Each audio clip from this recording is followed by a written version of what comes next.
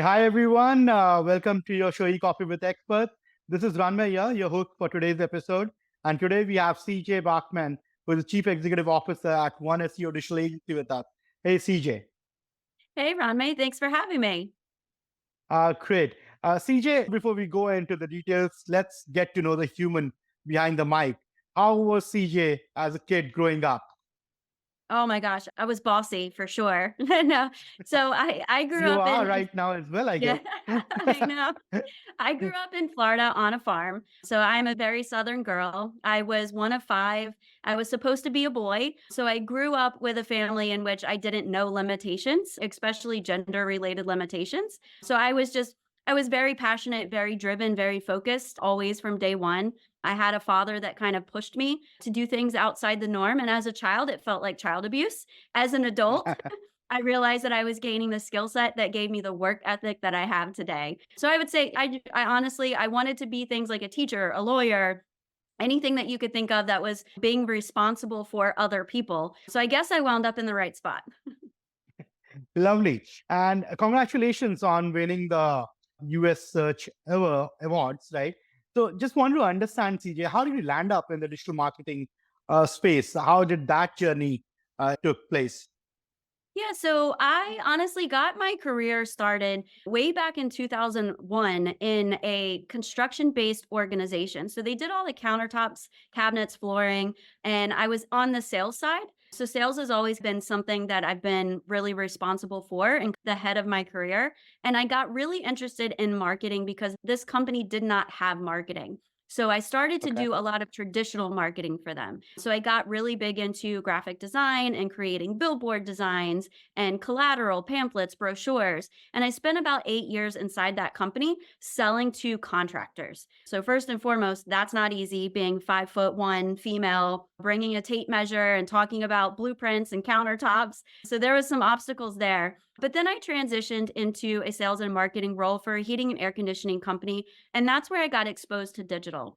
It was really trying to help that company build a service based side of their business. They were mostly commercial and new construction. So it was really nice to find new ways of generating leads to come into that company. And that's what really led me to be interested in digital. I happened to have a family member who was the person who started One SEO. And I started Mhm. on the ground floor with them, helping consult, do things like email marketing, billboards, and really just help with the infrastructure of the company. So by year two, it was consuming so much of my life that I'm like, you win. And I joined, and I've been at One SEO ever since. Lovely, and quite a journey, I must say. CJ, you are an inspiration, given your journey that we were talking about in the green room as well. Could you tell us how you started She Handles It? What was the idea behind it? Yeah, absolutely. So the further I moved up in my career, there was more and more that I noticed people would gravitate to ask for advice, ask questions. And I assume that's like that for anybody else, right? Your title, like people gravitate to titles. And what I realized is that there were so many women who were capable of being CEOs or being leaders inside of organization, but they just didn't always put a voice to the need or to the want. And so I wanted to create something that let them know that they're capable of it. And honestly, it really started with this tiny thing of I was bringing the groceries in one day and I had both arms completely filled with groceries and I couldn't open the door. So I opened the door with my foot. My son, who is 20 years old now at the time, snapped a picture of me as I'm coming in the door. And my mind is like, why am I doing this? Why? I had no reason to carry all of it in at the same time. He's in the house. I could have had him come out and help me, and I chose to do it on my own. So at that moment, I'm like, just because I can doesn't mean I should. And then that kind of resonated with me as women that most of the women I know try to be everything to everyone. And it just and it holds you back and it holds people back around you as well. So that's where She Handles It came from because I felt like my mindset is so different. And you had asked me about my upbringing, and I do think that's part of it because I never looked at myself as that incapable woman that needs to just be the homemaker and raise the children, but it was how I was raised. And there are so many women that allow their careers to just be complacent or stay stagnant because they're too afraid to take that next step. Whether it's that they don't have support from a significant other at home, or they feel this weird sense of obligation to be that Betty Crocker mom who has to be in that classroom parent and all of those things. So I wanted to create a space where we could talk about those things and say, just because you can doesn't mean you should. You have to have the right mindset. You have to be able to delegate and elevate the people around you. And it was my way of giving back to that community and telling them that if I can become the CEO of a digital marketing agency, that you can become any type of leader that you want to be if you're just willing to take the necessary steps. Absolutely. Delegation is the key. I've seen a lot of women entrepreneurs in my journey, and the best ones that I can relate to are the ones who have delegated the responsibilities and then managed the show. And I have seen a lot of women bosses in my life, early in my life, wherein they just hold everything onto their hands and try to do all of it. Even if they could have very easily given it to me and may do this, I would have done that because I was just starting my career, but they then not really give it away and try to do everything on their own. So I mean, very good point there, wherein you mentioned delegation is the key here. So I can Yeah. totally relate to that.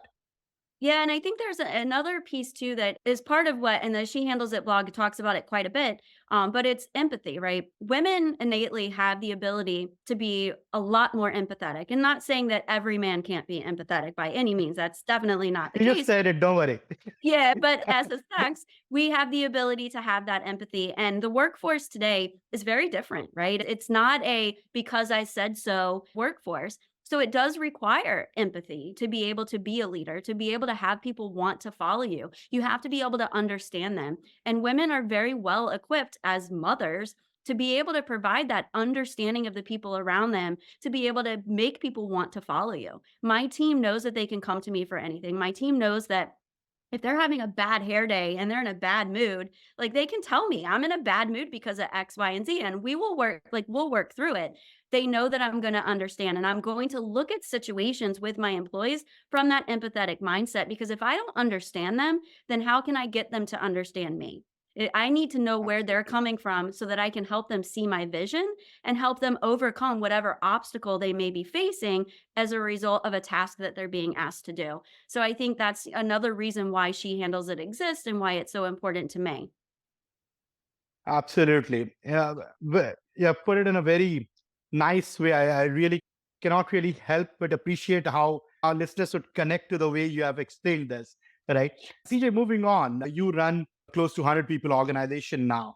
And as someone who is again in an agency setup, I know what the challenges are. You and you would relate to that, right? Yeah. Specifically for one SEO, what have been the challenges while you adapt to a 100 people setup? Yep.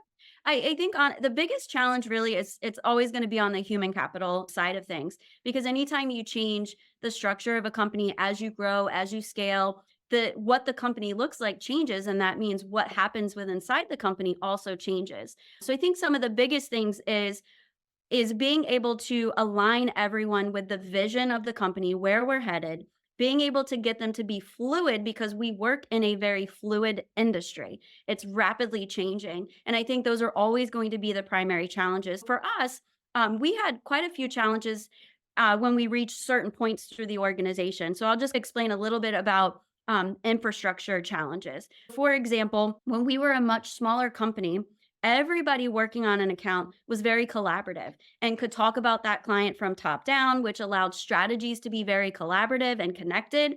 And then as we grew, the departments became silos. So your SEO team wasn't really connecting with the social media team, and that wasn't really connecting with the web team. So when the strategies were rolled out by the individual teams, it was very siloed and not cohesive. So that was a challenge that we faced as we grew.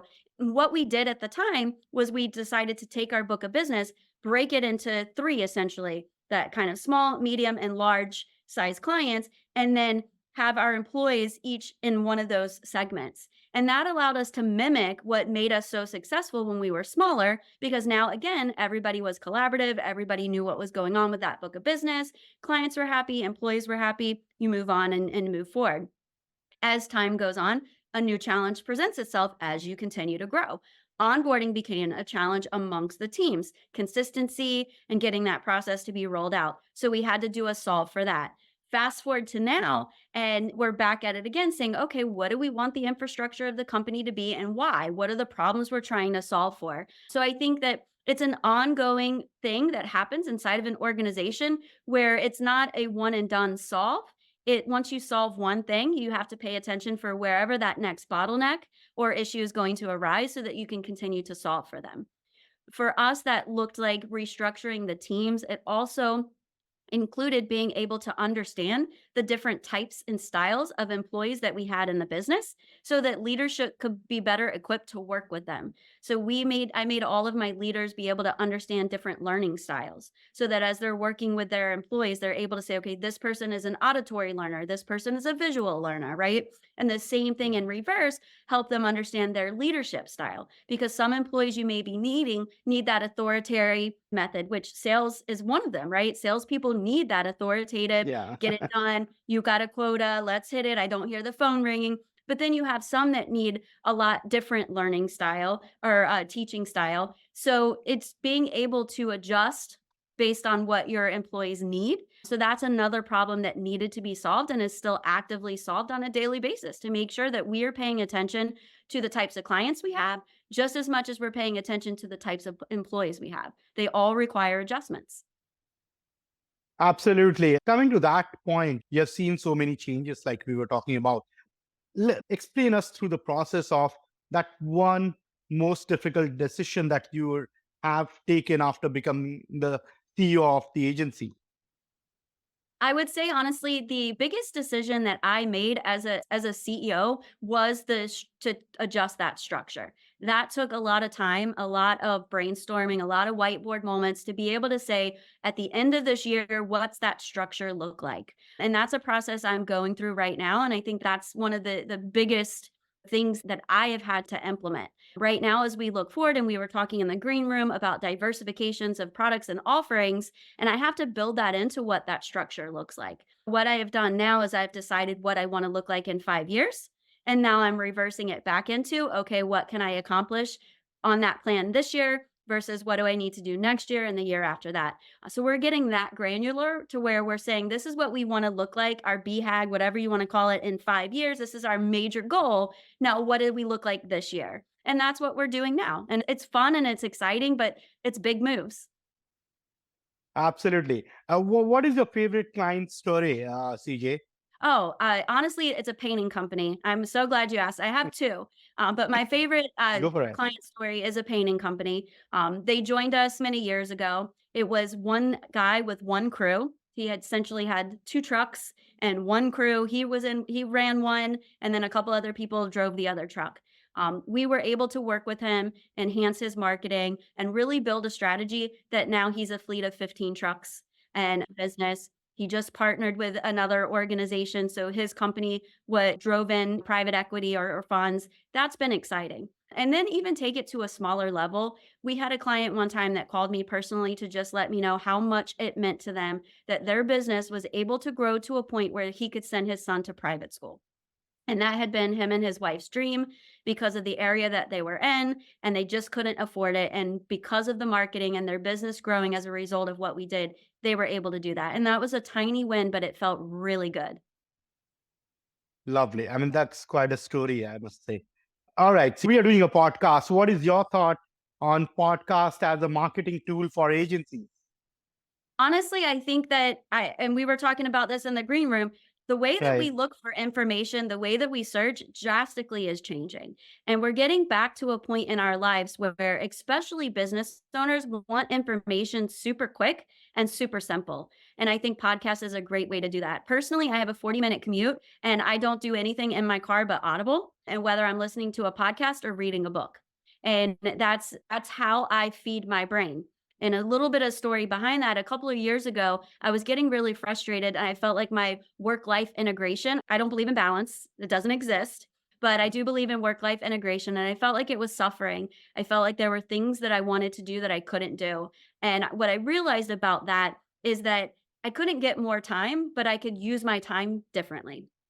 And that's when I had Yeah. said, what are the things that I want to accomplish that I feel that I can't?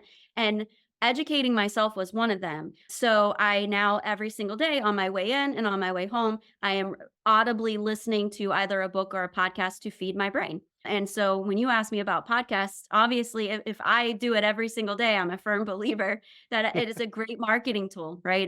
It really is, because you're being that thought leader, you're being an educator, and people want that information. And guess what? You're someone on here is going to listen and say, "Hey, I don't know how to do this. I don't know the different learning styles or the different coaching styles." And then they may reach out to me because they feel like I'm that thought leader in that space, or reach out to me for marketing advice. So I do believe that it's a great marketing tool. Lovely. And what is your take on AI, CJ? I know what you feel about it, but I want you to share your thoughts here. How do you feel it has taken our industry by storm? Exciting times ahead for sure. What do you feel? Where are we heading with AI?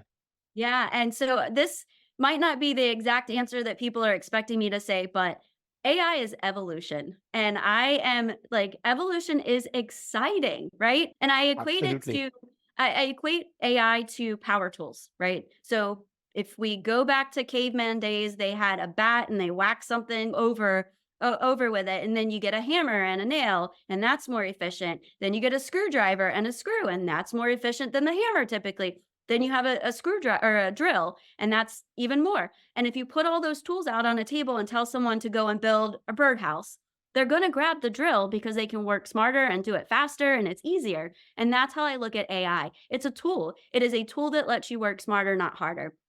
As far as how I feel it's going to change marketing, it's creating new search engines. That's exactly what it's doing. LLMs like ChatGPT, although right now they're primarily being used to create content or create images or to do research, people are already starting to ask questions about service providers, and you get that lovely one answer back unless you ask for multiple, and that's being indexed. So now Google is even taking that information, learning from it, and serving it back Yeah. up in the search engines. So I think over the next couple of years, you're going to see a couple of things. You're going to see LLMs like ChatGPT become more search engine based, and Yeah. people are going to find a way to monetize it. So there are going to be advertisements inside of that. I think that you're going to find websites not becoming obsolete, but being used for a very different purpose. And that's just to Yeah. feed all of the profiles and all of the search engines, all of the information that they need to know. But the conversions are going to happen outside of that website.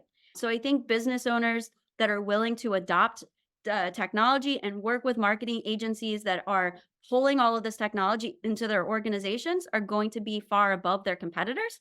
I don't look at AI as a threat. I look at my competitors using AI as my threat. Lovely. I just love the way you put it at the end. Great, yeah, CJ. Finally, what advice would you want to give to our listeners, especially youngsters who are trying to make a mark in a digital industry space? People are trying to probably climb up the ladder in their own agency or trying to start their own. What are the top three advices you'd want to give to the young ones who are trying to make a mark in the space? Yeah, I think for anyone that's trying to get in the space to begin with, the first thing that you need to do is really slow down and take the opportunity to decide who you want to be, who you want to serve, and where you're going to serve them and what you're going to serve. So really taking that slow step to do that product market fit and be able to figure that out is huge. And then I think secondly, being able to develop new methods for search engine optimization, for paid advertising, for image creation, and really being able to focus on the technologies that are enhancing that and being able to find that missing third party data Mm. is going to be very critical and help, because this technology allows you to get to that information without actually having that information. So I think those people are going to be extremely important. And then I think it's about continuing education. And I think that's a lot of times where young entrepreneurs really struggle is they have great ideas, they know exactly what they want to do, and then they focus only on that, and then by the time they launch their company or they launch their product, it's already outdated, and then their competitors are only a couple months away from outshining them. So I think it's being able to, and we talked about that delegating and stuff like that, being able to find a good group of people that can support you and the mission that you're on is going to be critical for you to continue to be that visionary that you want to be to make your business successful. Absolutely. Great, CJ. I mean, it has been a lovely conversation, but I'll not let you go without playing a rapid fire. I hope you're game for it. Sure, let's do it. All right. Your last Google search. I should open up my computer. Yeah, go I for it. This is yeah, open book. Don't worry. all right, let me see. What was my last Google search? I like this. Six Sigma training. All right. Okay. What did you do with the first paycheck, CJ? First paycheck of your life. I bought food. All right. I think that's exactly what I did. I probably went out to eat, and felt really good about buying my own first meal with my own made money, and then I probably spent too much on shoes after that. Okay. Your celebrity crush. Kate Beckinsale is my female celebrity crush, and then I would probably have to say Tom Hardy is my male, crush. All right. Okay. Where do we find you on Friday evenings after office or after work? So, depending on the time of year, if it is nice outside, you will most likely find me either taking a hike, a walk, on a kayak. If it is winter, you will probably find me snuggled up someplace warm with a fireplace, maybe having a couple of cocktails and just enjoying time with my family. We love game nights and stuff like that, but we're an outdoorsy group. So, usually find me outside if the weather permits. All right. Lovely. Perfect. Yeah, CJ will not kill you any further. You have been a sport. Thank you so much for taking our time and doing this with us. Really appreciate it. Absolutely. Thank you so much, Renmay. And I hope that anyone out there that is interested in what we do and how we do it can look us up. And anybody interested in shehandlesit.com, it's right there for you. Perfect. Thank you, CJ.